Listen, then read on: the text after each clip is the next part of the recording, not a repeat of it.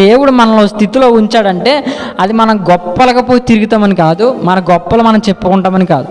మనకి ఒక మంచి స్థితిలో పెట్టినా అది ఏదైనా సరే చెప్తాను, అది ఒక టాలెంట్ అవనివ్వండి, ఒక నైపుణ్యం అవనివ్వండి, ఒక మంచి పొజిషన్ అవనివ్వండి, ఒక మంచి అధికారం అవనివ్వండి, అది ఏదైనా సరే దేవుడు మనలో స్థితిలో పెట్టాడు అంటే దానికి వెనకాల ఒక పెద్ద రీజనే ఉంటుంది.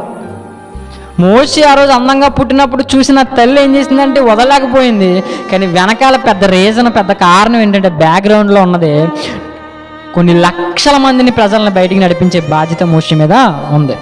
కాబట్టి ఈరోజు దేవుడు మనల్ని ఒక పొజిషన్లో పెట్టాడంటే మనతో ఎంతో పని ఉంది. దేవునికి ఒక స్థితిలో మనం ఉన్నామంటే మనతో దేవునికి ఎంతో పని ఉంది, అందుకే పెట్టాడు ఆయన. ఊరకనే కాదు, ఊరకనే సరదా కాదు, మనకు ఆ స్థితి ఇచ్చింది. అదవుతుందండి. ఇప్పుడు మంచిగా మాట్లాడగలిగే శక్తి ఎందుకు ఇచ్చాడు? ఆయన కోసం మాట్లాడతామని. అందుకని వాళ్ళింటి దగ్గరికి వెళ్ళి వీళ్ళింటి దగ్గరికి వెళ్ళి పిచ్చి పిచ్చి మాటలు, పనికిరాని మాటలు మాట్లాడమని కాదు, ఎందుకు ఆయన కోసం మాట్లాడతామని. బాగా మాట్లాడగలిగే నోరు మనకి ఇచ్చాడు, మంచి స్వరం ఇచ్చాడు, చిలకలాగా కోతామని కాదు. దేనికి? ఆయన కోసం, ఆయన స్తుతింతామని, ఆయన మహిమపరుస్తామని ఆ మంచి స్వరం ఇచ్చాడు. ఇక్కడ గుర్తుపెట్టుకోండి, మనకంటూ ఏ టాలెంట్స్ ఉన్నాయో, మనకంటూ దేవుని కోసం ఏం చేయగలమో, ఎంతవరకు చేయగలమో అంతవరకు చేయండి. దేవుడు మనకి ఇచ్చాడు, ఈ స్థితిలో ఇచ్చాడంటే, ఈ స్థితిలో మనం ఉన్నామంటే మన వరకు ఎంతో కొంత దేవుని కోసం ఉపయోగపడాలి. ఎంతోమంది ఉపయోగపడుతున్నారండి. చేతులు కాళ్ళు లేని వాళ్ళు కూడా దేవుని సేవ చేస్తున్నారు, చేతులు కాళ్ళు లేని వాళ్ళు కూడా బైబిల్ రోజు చదువుతున్నారు. కానీ ఈరోజు మనకు అన్నీ బాగున్నా సరే మనం ఏం చేయం? దేవుని కోసం ఏ పని చేయకుండా అవిటి వల్ల ఉంటాం. ఈరోజు చూడండి, ఈరోజు బయట చూడండి, సొసైటీలో మనకు అప్పుడప్పుడు న్యూస్లో కానీ లేకపోతే సోషల్ మీడియాలో కానీ కొన్ని వస్తాయి వీడియోస్, ఫొటోస్. వాళ్ళని చూసినప్పుడు మనకు సిగ్గు రావాలి. పెద్ద ముసలోళ్ళు అండి, పండు ముసలోళ్ళు, పెద్ద పెద్ద వయసు వాళ్ళు, అలా కూర్చొని మంచిగా బైబిల్ చదువుకుంటారు. అలా చదివినట్టు ఈరోజు యవనస్తులు కూడా చదవరు.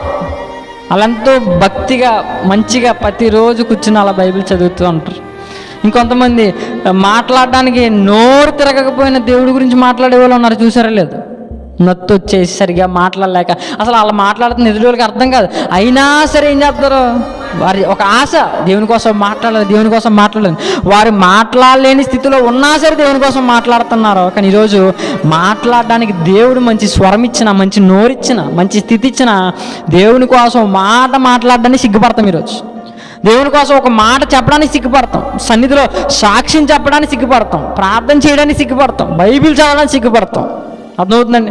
ఈరోజు దేవుడు ఇలా నిలబెట్టాడంటే దానికి కారణం నువ్వు దేవుని కోసం ఉపయోగపడాలి. దేవుడు నీకు ఒక ఆరోగ్యం ఇచ్చాడంటే అది నీకు దేవుని కోసం ఉపయోగపడతావని, అంతేగాని నువ్వు షికారులు చేస్తావని, నువ్వు తందనాలు ఆడతావని కాదు. ఎందుకు అంటే ఆయన కోసం ఉపయోగపడతావని. కాబట్టి గుర్తుపెట్టుకోండి, మన జీవితంలో మన పుట్టుకకు ఒక కారణం ఉంది, మనకి దేవుడిచ్చిన ఈ బ్రతుకుకు ఒక కారణం ఉంది. అదేంటంటే ఆయన కోసం మనం బతకడం.